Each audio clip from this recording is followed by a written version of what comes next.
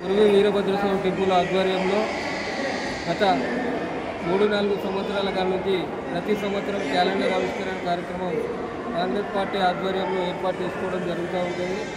అదేవిధంగా కాంగ్రెస్ పార్టీ అధికారంలో ఉన్నా లేకున్నా పార్టీని పట్టుకొని కష్టకాలంలో నేనున్నానంటూ టౌన్ అధ్యక్షునిగా మన రాజేందర్ అన్న పార్టీ కష్టకాలంలో వాళ్ళందరి కార్యకర్తలతో నేనున్నానని భరోసా ఇచ్చి అధికారంలోకి రావడానికి తన వంతు సహకారం చేసినందుకు ప్రత్యేకంగా కురువి గ్రామ పార్టీ కార్యకర్తల ఆధ్వర్యంలో సన్మానించుకొని, అదేవిధంగా ఈ కురువి టెంపుల్ ఆధ్వర్యంలో గుండా దంపతులకు గుండా సురేఖ గుండా మురళీధర్ పేర్ల మీద మరియు అదేవిధంగా రామచంద్ర నాయక్ కుటుంబ సభ్యుల పేర్ల మీద అర్చన చేయించుకొని కార్యక్రమం ఏర్పాటు చేసుకోవడం జరిగింది.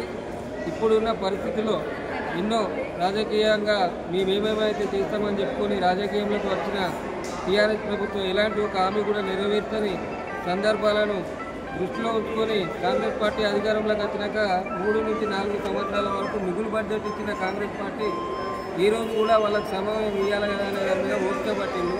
వీళ్ళు సంవత్సర కాలం కూడా అయితలేదు. ఇప్పుడున్న క్యాబినెట్ మీద విరుచుకుపడడం జరుగుతూ ఉంది.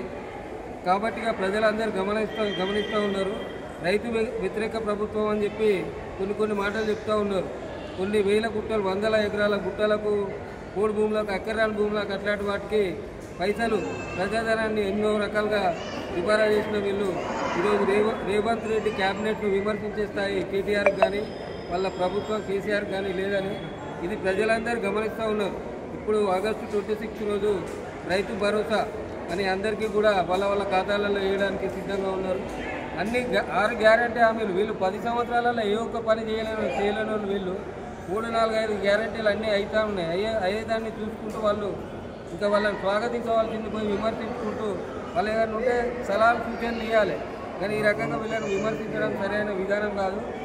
ముందు ఈ తెలంగాణ కాంగ్రెస్ పార్టీ చేపట్టిన ఈ గవర్నమెంట్కు వాళ్ళకు మంచి లక్షణాలు వచ్చి, మంచి ఆలోచనలు వచ్చి ప్రజలకు మంచి జరిగే విధంగా వాళ్ళ ఆలోచన విధానం ఉండాలని, లేకపోతే ప్రజలు వాళ్ళకు మళ్ళీ గుణపాఠం చెప్తారని టీఆర్ఎస్ వాళ్లకు అది గమనించి అందరూ జాగ్రత్తగా ఉండాలని కోరుకుంటున్నారు.